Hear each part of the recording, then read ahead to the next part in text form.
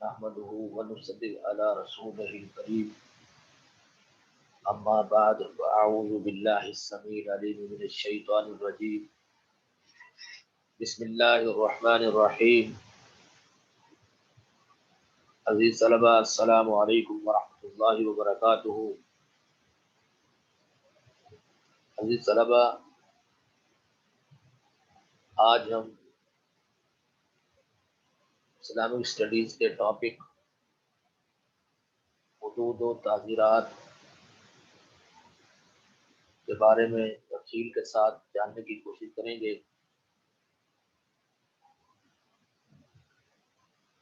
عزیز طلبہ، حدود جمع ہے حد کی، اور حد کا لغوی مفہوم ہے الحد بالاصل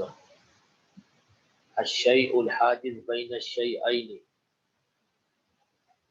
حد دراصل وہ شے ہے جو دو اشیاء کے درمیان فرق کرتی ہے، یعنی کہ a thing which separates two things، وہ چیز جو دو چیزوں کو علیحدہ کر دیتی ہے۔ وَهُوَ فِي اللُّغَةِ بِمَعْنِ الْمَنْعِ، اور لغت میں اس کے معنی منع کرنا ہے۔ نیز لغت میں حد کے معنی خط کھینچنا ہے، اور لغت میں اس کی ایک تعریف یہ بھی آئی ہے الحد الفصل بین الشیئین لئلا یخلط احدہما او لئلا یتعدى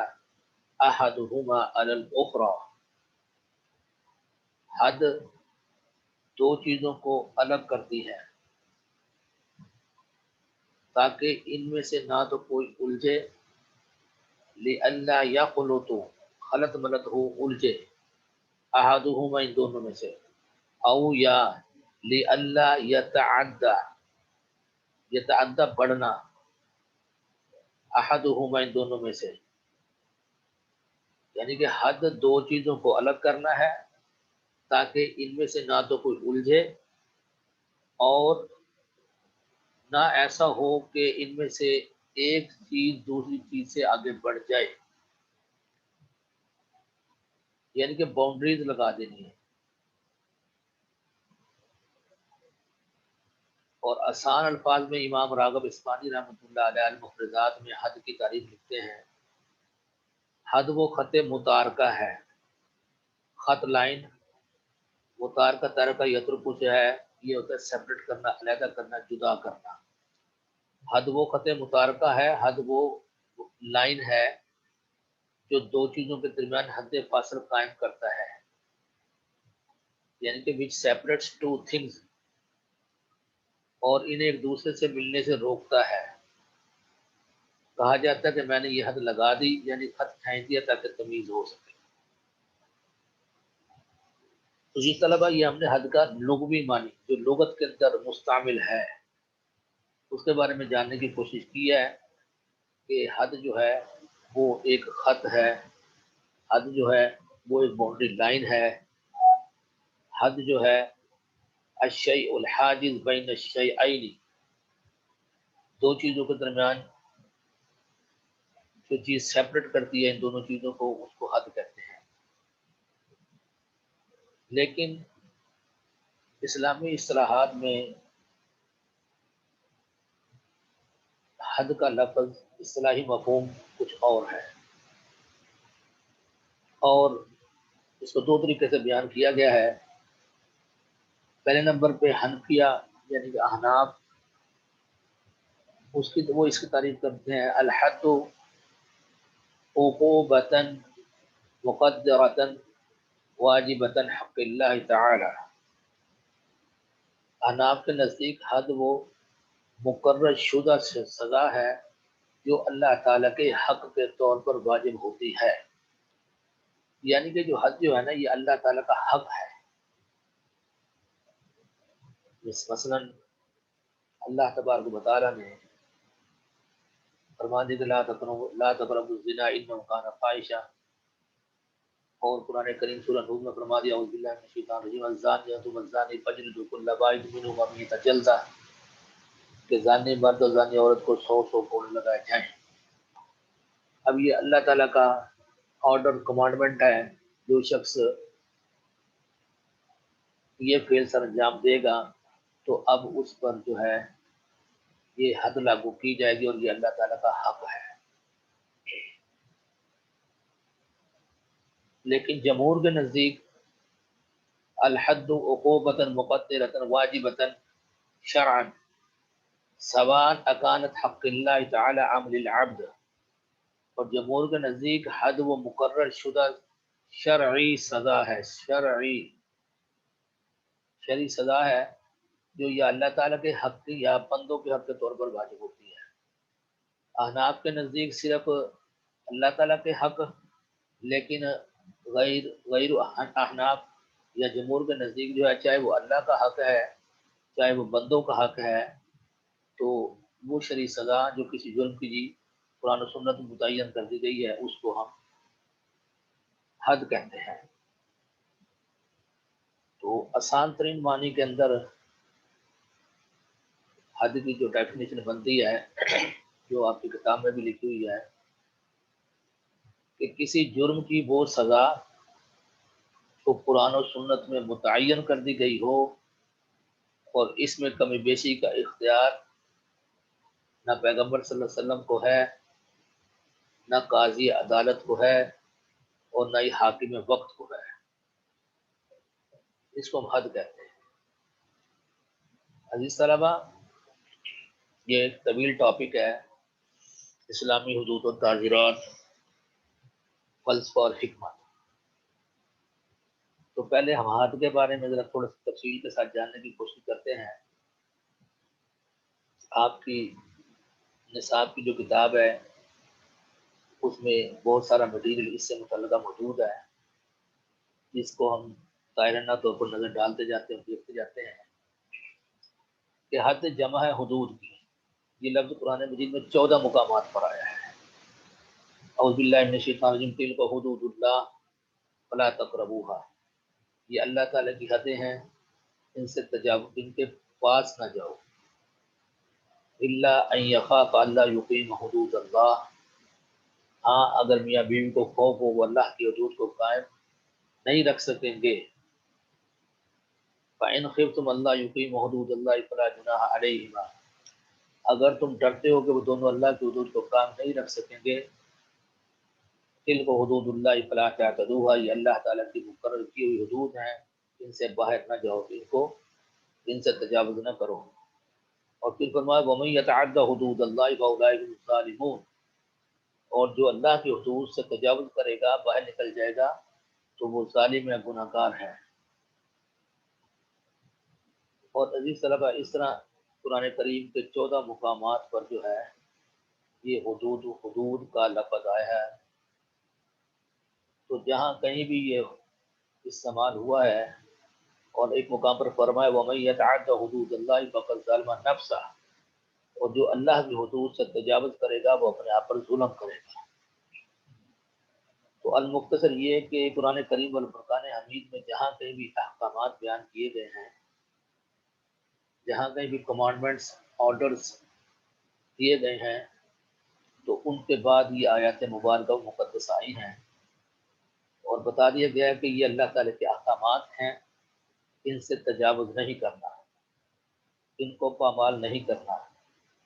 ان سے آگے نہیں بڑھنا۔ یہ حدود و قیود متعین کر دی گئی ہیں، اور جو کوئی اللہ کی متعین کردہ حدود و قیود سے تجاوز کرے گا تو ایک مقام پر فرمایا کہ فَأُولَٰئِكَ هُمُ الظَّالِمُونَ، کہ وہ ظالم ہیں، اور دوسرے مقام پر فرمایا فَقَدْ ظَلَمَ نَفْسَهُ، اس نے اپنے اوپر ظلم کیا ہے، اپنی جان پر ظلم کیا۔ تو عزیز طلبہ، یہ حدود کا لفظ جو قرآن کریم کے اندر آیا ہے اس کے بارے میں بیان کیا گیا، اور یہ پہلے ہی میں نے ڈیفینیشن یہ لکھ دی ہے کہ حد کو لغوی معنی خط کھینچنا ہے، اور اس کے بعد یہ اس کی اصطلاحی تعریف امام راغب اصفہانی کی لکھ دی ہے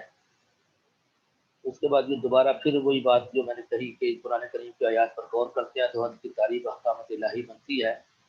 یعنی کہ جہاں کہیں بھی کو خاص حکم دیا گیا ہے اس کے بعد فوراً بعد فرمایا گیا ہے کہ یہ اللہ تعالیٰ کی حدود و قیود ہے، ان سے تجاوز نہ کرو۔ تو اس کے بعد میں نے ایک ڈیفینیشن بیان کی تھی کہ کسی جرم کی وہ سزا جو قرآن و سنت میں متعین کر دی گئی ہو،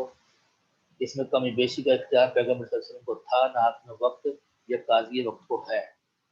یعنی کہ یہ قرآن کریم والفرقان حمید کے اندر جو حدود بیان کر دی گئی ہیں، اور اب اس میں نہ تو پیغمبر صلی اللہ علیہ وسلم کمی کر سکتے تھے اور نہ جو قاضی عدالت ہے، جج صاحب ہیں، وہ کمی کر سکتے ہیں، اور نہ ہی جو ہے حاکم وقت جو پریزیڈنٹ کو ہم نے اختیار دیا ہوا ہے وہ بھی اس کو کم نہیں کر سکتا۔ تو عزیز طلبہ، یہ مختصر سی جو تشریح تھی یہ ابھی حد کے لغوی اور اصطلاحی مفہوم کے بارے میں تھی۔ اس کے بعد ہمارا جو ہے تعزیر کا لفظ آتا ہے۔ تعزیر حد کے ساتھ ساتھ ایک لفظ آتا ہے تعزیر۔ حد تو جو ہے وہ ہے اللہ کا حق اور کسی جرم کی وہ سزا جو قرآن و سنت میں متعین کر دی گئی ہے، لیکن کوئی جرم ایسا بھی ہے کہ جس کی سزا قرآن و سنت میں متعین نہیں کی گئی تو کیا اس کو چھوڑ دیا جائے گا؟ نہیں، ایسا نہیں ہے، بلکہ اس پہ تعزیر لگے گی۔ تعزیر کیا ہے؟ آئیے ہم تعزیر کے بارے میں جاننے کی کوشش کرتے ہیں کہ تعزیر کا لفظ جو ہے یہ عربی زبان کے لفظ عذر یعذر معذورا، اس سے ماخوذ ہے۔ یہ سارا تفصیل آپ کی کتاب میں لکھی ہوئی ہے، ساتھ ساتھ میں آپ کے لیے ٹیکسٹ رول کر رہا ہوں، تو یہ آپ کو ساری پوری تفصیل جو ہے مل جائے گی۔ جو تعزیر ہے یہ اصل کے اندر روکنا، اس کے معنی ہوتا ہے روکنا۔ تعزیر عذر یعذر تعزیر سے ماخوذ ہے جس کا معنی روکنا، منع کرنا، اور اس کا تیسرا معنی جو تعظیم کے ساتھ مدد کرنا بھی ہے، یعنی کہ روکنا بھی ہے، منع کرنا بھی ہے، لیکن اس کے ساتھ ساتھ تعظیم کے ساتھ مدد کرنا۔ یہ ساتھ میں جو ہے عربی کے کچھ الفاظ دیکھے ہوئے ہیں جس میں اس کی وضاحت کی گئی ہے۔ تو مختصر جو ہے تعزیر، یہ جو لفظ تعزیر ہے اس کی مزید وضاحت کرتے ہوئے فرمایا قرآن کریم کی ایک آیت کے اندر جو تعلیم کے ساتھ مدد کرنے کے بارے میں آیا نا، تو اس کی جو ہے ایک ایگزامپل کوڈ کی گئی ہے قرآن کریم والفرقان میں سورہ مائدہ میں فرمایا گیا اعوذ باللہ من الشیطان الرجیم وقال اللہ انی معکم لئن اقمتم الصلاۃ وآتیتم الزکاۃ وآمنتم برسلی وعزرتموہم، یہ تعظیم سے ہے وعزرتموہم، اور تم ان کی مدد کرو گے۔ اللہ نے فرمایا کہ میں تمہارے ساتھ ہوں، وقال اللہ انی معکم، اور اللہ تبارک بتا رہے ہیں ارشاد فرمایا کہ میں تمہارے ساتھ ہوں۔ کب ساتھ ہوں؟ لئن اقمتم الصلاۃ، جب تم نماز قائم کرو گے اور زکات ادا کرو گے، وآمنتم برسلی، اور میرے پیغمبروں کی جو ہے پر ایمان لاؤ گے، وعزرتموہم، اور ان کی مدد کرو گے۔ تو یہ تعزیر جو ہے روکنا بھی ہے، منع کرنا بھی ہے، اور تعظیم کے ساتھ مدد کرنا بھی ہے۔ تو یہ عزرتموہم عذرا سے تعزیر سے ہے۔ اسی طرح دوسرے مقام پر بھی سورہ اعراف میں فرمایا فالذین آمنوا بہ وعزروہ ونصروہ، جو لوگ ان پر ایمان لائے یعنی انبیاء علیہ السلام پر، اور ان کی وعزروہ، اور ان کی تعظیم کی، ونصروہ، اور ان کی مدد دی۔ تو یہ وضاحت اس بات کی گئی ہے کہ ایک تو روکنا ہے، ایک منع کرنا ہے، لیکن قرآن کریم میں یہ لفظ جو ہے تعزیر جو ہے یہ مدد کے معنی میں بھی آیا ہے۔ اب تعزیر کا اصطلاحی مفہوم کیا ہے؟ تعزیر کا معنی وہ سزا ہے جو حد سے کم تر ہوتی ہے، یعنی کہ قرآن کریم کے اندر جو حدود اللہ بیان کر دی گئی ہیں، اور کچھ جرائم ایسے ہیں کہ جس پر حد لاگو نہیں ہوتی یا حدود کی شرائط پوری نہیں ہوتی۔ مثال کے طور پر چوری کا معاملہ لے لیتے ہیں، سرقہ اسے عربی کے اندر کہتے ہیں۔ حدیث مبارکہ لا قوت الا بربع دینار، کہ سرقہ کی حد جو ہے وہ 1/4 سے کم دینار کی قیمت کی کوئی چیز چوری کی گئی، اس پر حد لاگو نہیں ہوگی۔ یعنی کسی شخص نے چوری تو کی ہے لیکن وہ اس لیول کی نہیں ہے یا اس کی وہ شرائط پوری نہیں ہو رہی جو کہ حد میں شرائط لاگو کی گئی ہیں، تو اب اس پر حد نہیں لگے گی بلکہ اس پر کیا لگے گی، تعزیر لگے گی۔ اب قاضی عدالت جو ہے وہ اس کو ہاتھ کاٹنے کا حکم نہیں دے گا بلکہ اس سے کم تر سزا، اس کو جرمانہ کیا جا سکتا ہے، اس کو 6 ماہ کی قید کی جا سکتی ہے۔ تو مختصر یہ کہ کسی جرم کی وہ سزا جو قرآن و سنت میں متعین نہ کی گئی ہو، اور یہ قاضی کا ثواب دے دی اختیار ہے، یہ قاضی کی ڈسکریشنری پاور ہے کہ وہ جرم کی نوعیت کو دیکھتے ہوئے جو سزا دے گا وہ تعزیر ہوگی۔ اسی لیے جو ہے تعزیرات پاکستان، جو ایک تعزیر جو ہے یہ قانون بنا ہوا ہے کہ تعزیرات پاکستان کے تحت جب سزا دی جاتی ہے عدالت کے اندر تو کہا جاتا ہے کہ تعزیرات پاکستان کے تحت، یعنی کہ یہ حدود کے اندر نہیں آتی بلکہ کسی جرم کی وہ سزا جو قرآن و سنت میں بیان نہ کی گئی ہو، اور قاضی عدالت کا پورا اس کو اختیار ہے کہ وہ اس کو جو مرضی سزا دے جرم کی نوعیت کو دیکھتے ہوئے، تو وہ تعزیر ہوتی ہے۔ یا دوسرے لفظوں کے اندر اگر جرم کے اندر جو ہے جو شرائط ریکوائرڈ تھی وہ پوری نہیں ہو رہی، مثال کے طور پر زنا کا معاملہ ہے تو اس میں گواہی ہے، اگر بندہ گواہی نہیں دیتا، پہلے نمبر پہ اقرار ہے، ایک بندہ اقرار نہیں کرتا تو 4 گواہ لانے ہیں۔ اب 4 گواہ نہیں آتے، گواہ 3 ہیں یا 2 ہیں یا 1 ہے، اور ڈی این اے ٹیسٹ یا میڈیکل رپورٹ یہ ثابت کر رہی ہے کہ واقعی جرم جو ہے وہ ہوا ہے، تو اب چونکہ 4 گواہ نہیں ہیں تو اب حد لاگو نہیں ہوگی، اور جرم واقعی ہوا ہے تو اب جو ہے حد کی بجائے تعزیر لاگو ہوگی، اور تعزیر جو ہے وہ قاضی صاحب جرم کی نوعیت کے مطابق جو بھی سزا دیں گے تو وہ اس کو اختیار ہے۔ تو اس لیے جو ہے یہ حاکم وقت کسی جرم یا گناہ پر ایسی سزا نافذ کرے جو شریعت نے مقرر نہیں کی، یہ ہے تعریف تعزیر کی۔ ایک تعزیر کسی جرم کی وہ سزا ہے جو رسول صلی اللہ علیہ وسلم نے معین نہیں کی، بلکہ یہ معاملہ قاضی کی رائے اور اجتہاد پر چھوڑ دیا گیا ہے۔ تو عزیز طلبہ، ہم نے تعزیر کا لغوی مفہوم عذر یعذر معذورا، روکنا، منع کرنا اور تعظیم کے ساتھ مدد کرنا، لیکن ہمارا مین کنسرن جو تھا وہ تعظیم کے ساتھ مدد کرنا نہیں تھا بلکہ روکنا اور منع کرنا تھا یہاں پر جو ہے۔ اور پھر ہم نے جو ہے اس کی اصطلاحی تعریف دیکھی کہ کسی جرم کی وہ سزا جو قرآن و سنت میں متعین نہیں کی گئی بلکہ اس کا اختیار جو ہے وہ قاضی صاحب کو کے اجتہاد پر، اس کے عقل و شعور اور فہم و ادراک پر چھوڑ دیا گیا۔ پھر اور مزید یہ کہ اگر کوئی جرم واقع ہوا ہے لیکن وہ حدود کی شرائط پوری نہیں کر رہا تو اس پر بھی حد نہیں لگے گی بلکہ تعزیر لگے گی۔ اسی طرح اب ہمارا اس کا جو دوسرا حصہ ہے وہ ہے حدود و تعزیرات کے نفاذ کی حکمت و فلسفہ۔ قرآن کریم والفرقان حمید کے اندر حدود بیان کر دی گئی ہیں، تو ان کا حکمت و فلسفہ کیا ہے، وجہ کیا ہے، مقاصد کیا ہے؟ یہ حدود و تعزیرات اللہ رب العزت جو ہے وہ انسان کے پیدا کرنے والے ہیں، اور اللہ رب العزت انسان کی نفسیات کو، اس کی شرش کو، اس کی جبلت کو، اس کی سائیکالوجی کو جانتے ہیں۔ تو پھر خالق ہے، پیدا کرنے والا ہے، تو وہ اس کی تمام لیمیٹیشن سے بھی آگاہ ہے۔ تو لہذا اللہ رب العزت نے معاشرے کو نقص عمل سے بچانے کے لیے، لوگوں کی جان، مال اور عزت کی حفاظت کے لیے کچھ قواعد و ضوابط، کچھ رولز اینڈ ریگولیشن ہمارے لیے متعین کیے ہیں، اور کچھ حدود و قیود جو ہیں متعین کی ہیں۔ اگر ہم ان سے تجاوز کریں گے تو معاشرے کے اندر انتشار برپا ہوگا،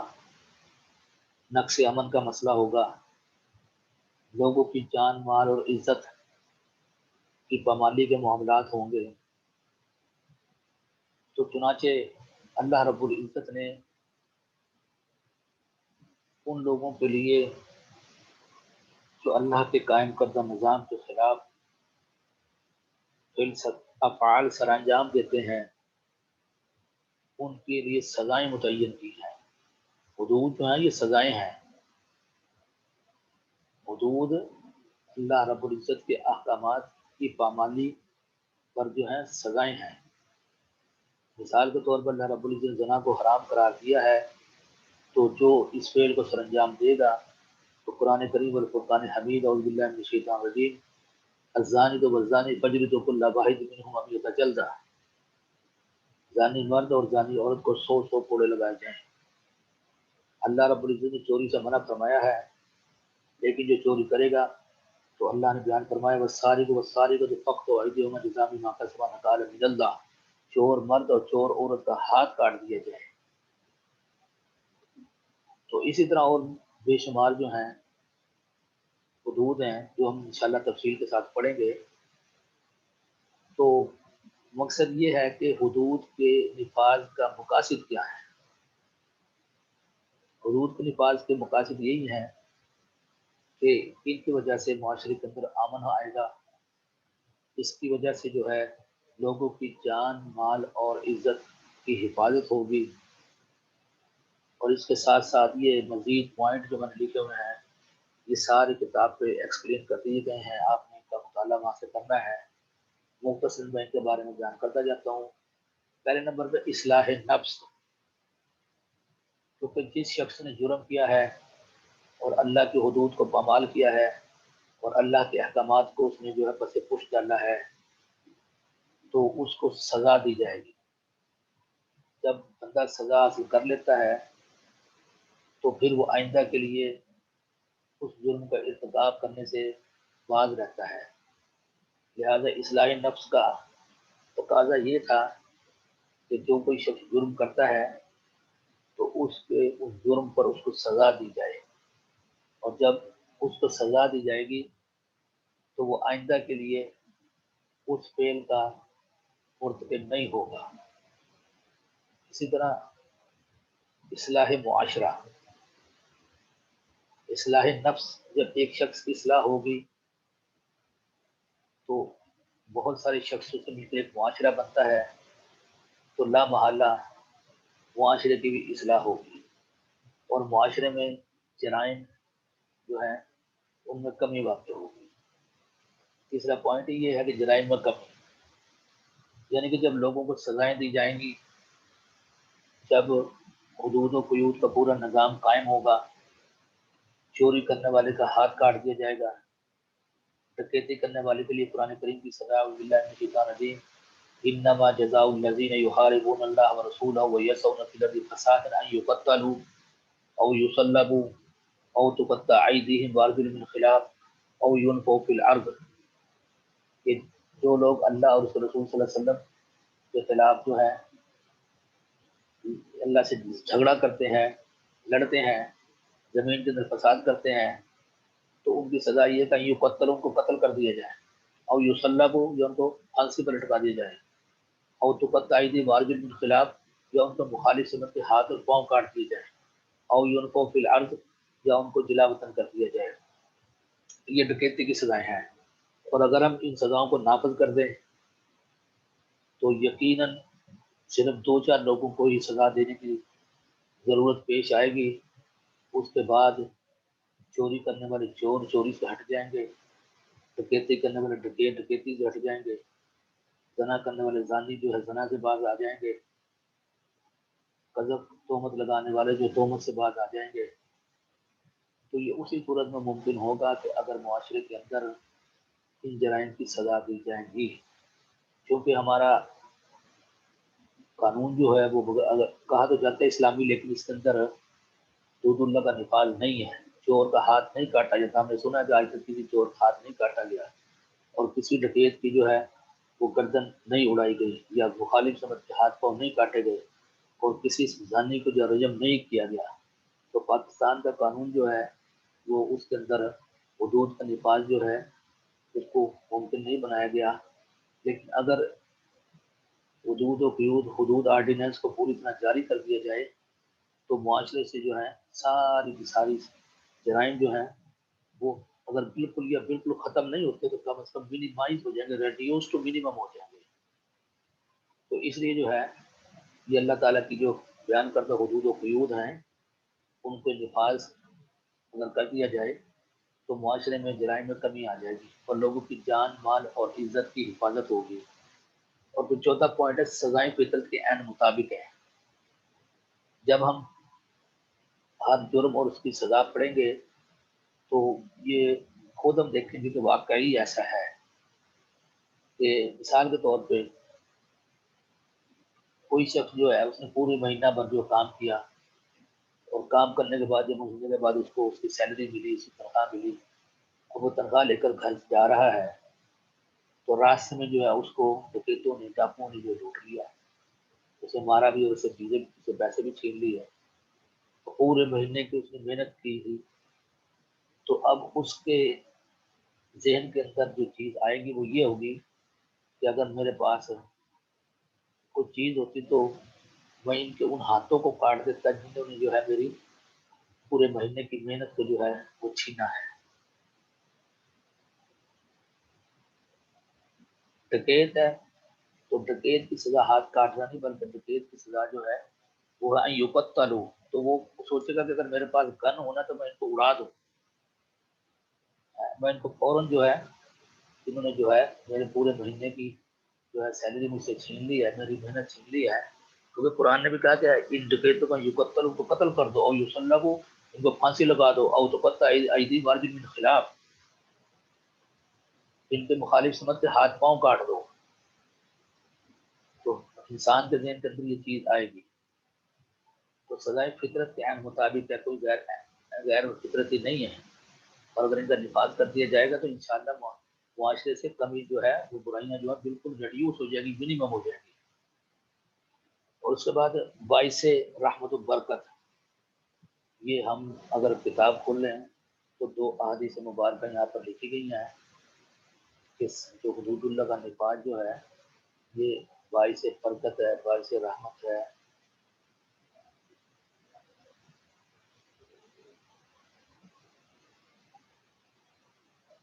یہ ادھر ایک حدیث پہلے آئی ہے کہ زمین والوں پر ایک حد کا جاری کرنا 30 دن کی متواتر بارش، 30 دن کی متواتر باران رحمت سے بہتر ہے، اور دوسری روایت میں 40 دن کی بارش سے بہتر ہے۔ ابن ماجہ اور سنن نسائی کی یہ حدیث روایت ہے کہ زمین والوں پر ایک حد جو ہے جاری کرنا جو ہے وہ 30 دن کی متواتر بارش، یعنی کہ یہ ایسی بنجر زمین والی کی بات ہو رہی ہے کہ جہاں پر بالکل زمین بنجر ہے تو وہاں پر بارش مسلسل ہوتی رہے اور بران رحمت، بات جو ہو رہی ہے وہ بران رحمت کی ہو رہی ہے، تو وہ ہو تو کھیتی لہلہا جائے گی، پورا جو ہے چمن جو ہے گلستان جو ہے وہ روشن ہو جائے گا۔ اور اس طرح جو ہے یہ روایت بیان کی گئی ہے کہ زمین والوں پر ایک حد جاری کرنا جو ہے 30 دن کی متواتر بارش سے بہتر ہے، دوسری روایت میں 40 دن کی بارش سے بہتر ہے۔ اور اسی طرح مسند احمد کی روایت کے اندر حد قائم کرنا گناہوں کا کفارہ ہے، یعنی کہ اگر زمین پر جو ہے لوگ اللہ رب العزت کے احکام کو نازل کریں گے اور جس نے جو کوئی جرم کیا ہے تو اس کو اس جرم کی سزا جو ہے اگر دے دی جائے گی تو پھر یہ اس کے گناہوں کا کفارہ ہو جائے گا، اور پوری زمین والے جو ہیں ان گناہوں سے جو ہے ان گناہوں کی پاداش جو جرم ہوا ہے اس کی سزا سے جو بچ جائیں گے۔ عزیز طلبہ یہ پورے سارے پوائنٹ جو ہیں اس کتاب کے اندر ہیں بڑی تفصیل کے ساتھ جو ہے وہ بیان کیے گئے ہیں، یہ میں آپ کے سامنے یہ سزائیں فطرت کے عین مطابق ہیں۔ یہ جو حکمت و فلسفہ ہے یہ سارے کتاب کے اوپر تفصیل کے ساتھ لکھا گیا ہے، اصلاح نفس، ٹھیک ہے نا، اس کو پڑھنا آپ نے، اس میں بڑی تفصیلیں لکھی ہوئی ہیں، مختصر اس کو بیان کرنا۔ اس کے بعد اصلاح معاشرہ، یہ بات ساری دیکھنی ہے کہ جی معاشرتی اصلاح کیسے ممکن ہے، تو وہی اس کے بعد جو ہے نمبر 3 جرائم میں کمی ہے، تمام بنی میں انسان خطا کار ہیں، ٹھیک ہے نا، تو جب سزا مل جائے گی تو پھر جرائم نہیں ہوں گے، پھر سزائیں فطرت کے عین مطابق ہیں۔ اللہ تعالیٰ نے انسان کی تخلیق کی اور بہتر جانتا ہے کہ اس کی اصلاح کیسے کتنی سزا سے ہو سکتی ہے، ٹھیک ہے، یہ بھی بات ہو گئی۔ باعث برکت و رحمت، اللہ تعالیٰ نے حدود و تعزیرات کو اپنے بندوں کے لیے باعث رحمت بنایا، اور یہ کائنات کے یہ رحمت اور بندوں پر اس کا احسان ہے۔ بس جو آدمی لوگوں کے جرائم پر سزا نافذ کرے، اس کو چاہیے کہ ان کے ساتھ رحمت اور ان پر احسان کا قصد کرے۔ جس طرح ایک والد اپنے بیٹے کو سزا دیتا ہے، یا جس طرح ایک ڈاکٹر اپنے مریض کا ہمدردی کے ساتھ علاج کرتا ہے۔ اس کے بعد باعث اقتصادی ترقی، سزائیں جو ہیں یہ اقتصادی ترقی کا باعث بھی ہیں، یہ اپنے معاشرے کا اقتصادی ترقی کا موجب یا باعث اقتصادی ترقی، یعنی معاشرے کے اندر جب امن سکون ہوگا، جب ڈکیتی نہیں ہوگی، جب چوری نہیں ہوگی، جب رہزنی نہیں ہوگی، جب قتل و غارت نہیں ہوگی، جب بھتہ خوری نہیں ہوگی، تو ظاہر ہے کہ لوگوں کے کاروبار چلیں گے، لوگ بلا خوف و خطر جو ہے وہ ٹرانزیکشن کریں گے، جو ہے پیسے کی جو ہے ایک طرف سے دوسری جب سرکولیشن ہوگی، تو یہ سزا جو حدود اللہ، حدود و تعزیرات کے نفاذ کی حکمت اور فلسفہ یہی ہے کہ یہ جو ہے اس سے اقتصادی ترقی ہوگی۔ اس کے بعد انصاف کے تقاضے بھی پورے ہوں گے، جب کسی کا کوئی بندہ قتل کیا گیا تو اس کے جواب میں دوسرے کو قتل کیا جائے گا، جب کسی نے کسی کا مال لوٹا ہے تو اس کو لوٹنے والے کو ڈاکوؤں کو سزا دی جائے گی، یہ انصاف کے مطابق ہے۔ اگر کسی نے چوری کی ہے تو چور کا ہاتھ کاٹا جائے گا، یہ انصاف کا تقاضا ہے۔ پھر اگلا پوائنٹ ہے باعث عبرت، یعنی کہ سزائیں جو ہیں جب دی جائیں گی تو لوگ اس سے عبرت پکڑیں گے، اور وہ اس بات کا قصد کریں گے کہ وہ یہ کام نہ سر انجام دیں، کیونکہ اس سے جو ہے ان کو قتل بھی کیا جا سکتا ہے، ان کا ہاتھ بھی کاٹا جا سکتا ہے، ان کو کوڑے بھی لگائے جا سکتے ہیں۔ اور اس کے بعد آخرت کے عذاب سے چھٹکارا، یہ ساری تفصیل جو ہے یہ لکھی ہوئی ہے کتاب کے اوپر، یہ تو پڑھ لینی ہے آپ نے نا، تو لمبی تفصیل نہیں ہے، تو یہ آپ نے ساری پڑھ لی ہے، باعث عبرت، ٹھیک ہے نا۔ آگے ہم جب حدود اللہ پڑھیں گے اس میں مزید کی تفصیل آتی جائے گی ساری، جب آپ ساری حدود پڑھ لیں گے تو پھر آپ ان پوائنٹ کو بڑے اچھے طریقے سے جو ایکسپلین کر لیں گے، کیونکہ جو رب جناب کے نفاذ کے لیے تو قرآن کریم کے اندر اللہ نے باقاعدہ فرما دیا کہ وَلْيَشْهَدْ عَذَابَهُمَا طَائِفَةٌ مِّنَ الْمُؤْمِنِينَ، اس سزا کا نفاذ کرتے وقت جو ہے مومنین کی ایک گروہ دیکھے ہے، ظاہر جو دیکھیں گے کہ جی بندے کو سزا دی جا رہی ہے، رجم کیا جا رہا ہے، زمین کے اندر گاڑ کے پتھر مارے جا رہے ہیں، تو اس بندے پر کیا بیت رہی ہوگی، وہ تو پھر آئندہ اس ایسا کام کرنے کا کبھی سوچے گا بھی نہیں، ٹھیک ہے نا۔ تو ایک یہ مثال بھی بیان کی گئی ہے جنرل ضیاء الحق کے دور کی پاکستان کے اندر، کہ جنرل ضیاء الحق مرحوم کے دور میں لاہور کے پپو کیس میں 3 مجرموں کو جیل روڈ پر سر عام پھانسی دی گئی، لوگوں کا ایک جمع غفیر جمع تھا، پھانسی کا منظر دیکھنے پر لوگ توبہ توبہ کرتے ہوئے قانون پھانسی لگاتے ہوئے دونوں کو رخصت ہوئے۔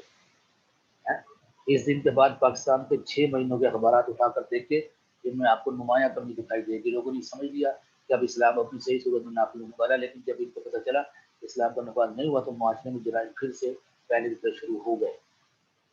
اور سعودی عرب میں قرآن و سنت کے احکام کے مطابق آج بھی سزائے بیت اللہ کے سامنے، مسجد نبوی کے سامنے اور ہر شہر میں جامع مسجد کے سامنے نافذ کی جاتی ہے، جس کی وجہ سے لوگ عبرت حاصل کرتے ہیں اور مجرموں کے خلاف اپنی نفرت کا اظہار کرتے ہیں۔ انسانی فطرت میں بعض اوقات جرم پل اور بڑھ رہا ہوتا ہے، لیکن انسان نے ان پر عمل نہیں کیا ہوتا، سزا کے مشاہدے سے ایسے مجرم ضمیر خود بخود اپنی اصلاح کرتے ہیں اور جرم سے اپنے آپ کو محفوظ کر لیتے ہیں۔ اور پھر جب جو ہے آخرت کے عذاب سے چھٹکارا، یعنی کہ جب دنیا کے اندر کسی کو اس کے جرم کی سزا ہے، مثلا کہ چور ہے تو اس کو ہاتھ کاٹ دیا گیا، تو اب وہ پاک صاف ہو گیا، اب اس کو آخرت کے اندر کوئی سزا نہیں ہوگی، نہ دنیا کے اندر کوئی سزا ہے۔ اگر کسی نے جو ہے ڈکیتی کی ہے اور اس کو اس کی سزا مل گئی ہے تو وہ پھر پاک صاف ہو گیا۔ اور ایک واقعہ بھی بیان کیا گیا ہے کہ ایک عورت ہی گام دیا، اس نے زنا کیا تھا، نبی کریم صلی اللہ علیہ وسلم نے اس کو رجم کی سزا سنائی تھی، جب اس کو رجم کر دیا گیا تو پھر رسول اللہ صلی اللہ علیہ وسلم کی نماز جنازہ پڑھانے کی تیاری کی تو سیدنا عمر فاروق رضی اللہ عنہ عرض کیا رسول اللہ اتصلی علی الزانیہ، اللہ کے رسول صلی اللہ علیہ وسلم آپ زانیہ کا نماز جنازہ پڑھائے تھے؟ تو نبی کریم صلی اللہ علیہ وسلم نے ارشاد فرمایا کہ عمر تم نہیں جانتے لقد تابت توبۃ لو قسمت علی حال قریۃ لکفتھا، کہ عمر اگر اس نے جو توبہ کی ہے اس کی توبہ کو اس مدینہ کی پوری بستی پر تقسیم کر دیا جائے تو ہر ایک شخص کی جو ہے وہ مغفرت ہو جائے۔ تو اس لیے جب کسی شخص کو اس دنیا کے اندر سزا مل گئی ہے تو پھر آخرت کے اندر جو ہے اس کو سزا نہیں ہے، یہ حدیث مبارکہ میں نشان ہے۔ اس کے بعد آخری پوائنٹ جو ہمارا تھا رضا الہی کو، وہ ہم نے پیچھے بھی پڑھا کہ جب سزاؤں کا نفاذ کریں گے تو اللہ تعالیٰ راضی ہوں گے اور جو ہے مسلمانوں پر بھی جو ہے سختی ختم ہو جائے گی اور لوگ جو ہیں وہ امن سکون اور امن آسیب سے رہنا شروع کر دیں گے۔ تو طلبا یہ تفصیل کے ساتھ آپ نے پورے پوائنٹس کو پڑھنا ہے اور مختصراً پیپر کے اندر جو آپ کو تحریر کرنا ہے، کیونکہ یہ بڑی لمبی تفصیل ہے